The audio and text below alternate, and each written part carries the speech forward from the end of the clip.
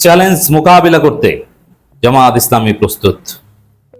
দর্শক, জামাত ইসলামীর secretary general মিয়া গোলাম পরোয়ার বলেছেন, চ্যালেঞ্জ মোকাবিলা করে জামাতকে এগিয়ে যেতে হবে।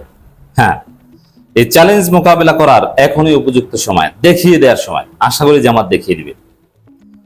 এটা সামগ্রিকভাবে বলেছেন গোলাম পরোয়ার, যে চলতি পথে এরকম শত হাজারো সহস্র চ্যালেঞ্জ আসবে, বাধা আসবে, কম্পিটিশনের যুগ, এগুলো মোকাবেলা করতে হবে। বাট এই বক্তব্য দেওয়ার কাছাকাছি সময়ে মাননীয় প্রধানমন্ত্রী জনাব তারেক রহমান বিরোধী দলের উদ্দেশ্যে চ্যালেঞ্জ ছুড়ে দিয়েছেন জ্বালানি নীতি বিষয়ে।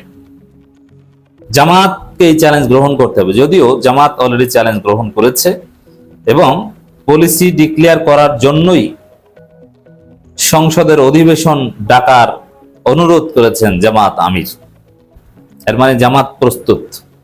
আর জামাতের মিত্র এনসিপি অলরেডি লিখিত প্রস্তাবনা দিয়েছে, হাসনাত আব্দুল্লাহ তোলপাল লাগিয়ে দিয়েছেন প্রধানমন্ত্রীর চ্যালেঞ্জ গ্রহণ করে। এক্ষেত্রে জামাতকেও একটা বিষয় দেখিয়ে দিতে হবে, সেটা হচ্ছে, হ্যাঁ, রাজনীতির একটা গুরুত্বপূর্ণ দিক হচ্ছে পলিসি। আপনি রাষ্ট্র চালাতে পারবেন কিনা। দেখেন, প্রথম কথা হচ্ছে যে বিকল্প প্রস্তাবনা পলিসি দেয়া এটা বিরোধী দলের কাজ স্বাভাবিকভাবে না। বিরোধী দলের কাজ হচ্ছে সরকারের পলিসির ভুল ধরা, এইটা বুঝতে হবে। পলিসি দেবে সরকার, নট বিরোধী দল, আর ভুল ধরবে বিরোধী দল। প্রধানমন্ত্রী এই মৌলিক জিনিসটা বোঝেন নেই।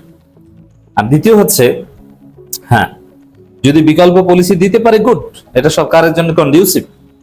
তো জামাত যেহেতু ছায়া মন্ত্রিসভা গঠন করেছে এবং ছায়া মন্ত্রিসভা কাজ করছে, যদিও নাম ঘোষণা করেনি, but it has been formed এবং তারা দে আর ওয়ার্কিং।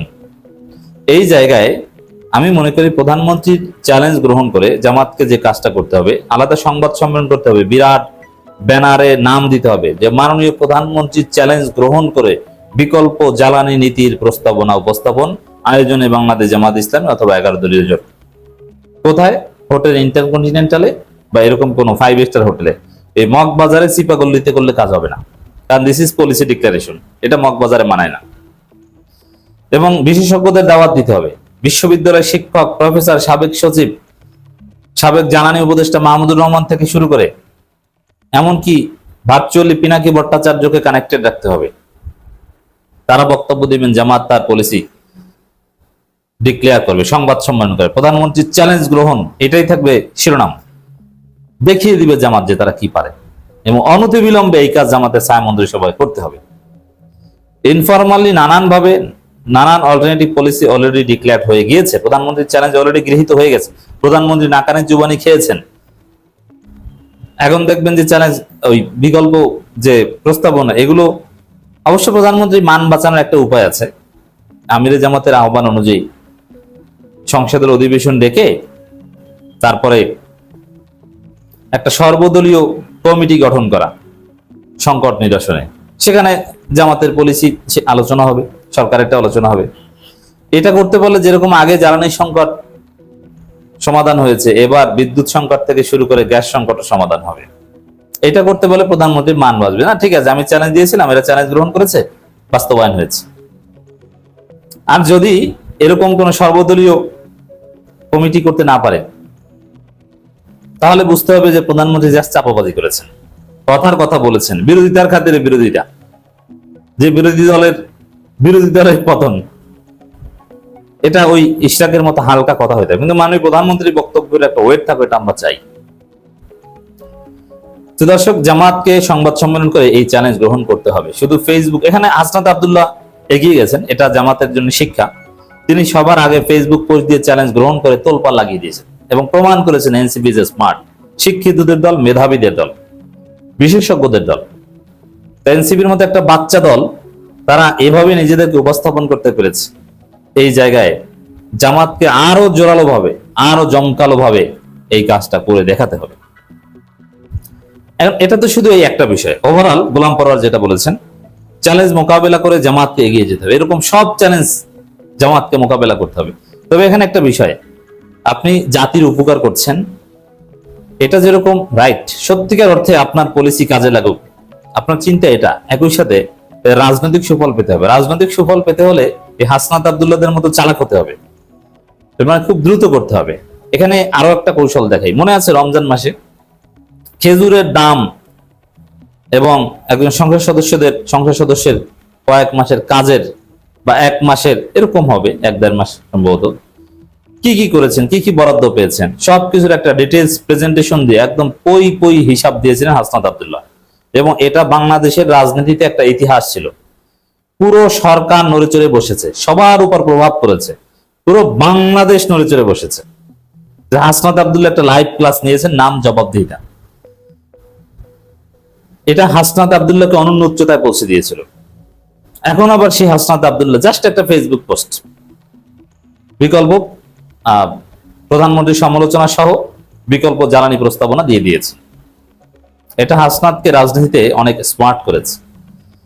এখন ওই যে জবাবদিহিতা, হিসাব দেয়া, এই সেম কাজ জামাতের ময়মনসিংহ অঞ্চলের একজন এমপি, আমার নামটা মনে নেই, তিনি সবার আগে করেছেন, হাসনাত আব্দুল্লাহরও আগে করেছিলেন, ফেসবুকে একদম ক্লিয়ার হিসাব দিয়েছিলেন।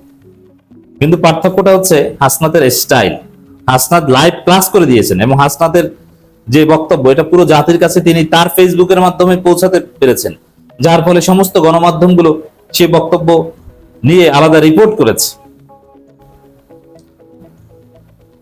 এটা একটা স্টাইল, জামাতের এখান থেকে শিখতে হবে যে এই স্টাইলটা ফলো করতে হবে এবং আগে ভাগে করতে হবে, তাহলে রাজনৈতিক সুফল পাওয়া যাবে। জামাতের লোকজন সৎ, বরং হাসনাতের চাইতে কয়েক হাজার গুণ সৎ।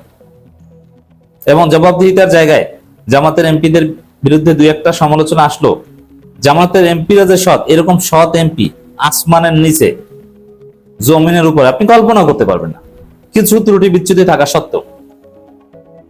হাসনাতরা তার ধারে কাছেও যেতে পারবে না, বাট হাসনাতরা রাজনৈতিক সুফলটা কিন্তু আদায় করে নিচ্ছে তাদের স্মার্টনেসের কারণে, তাদের প্রযুক্তিগত অ্যাডভান্সমেন্টের কারণে, ফেসবুকে তাদের জনপ্রিয়তার কারণে।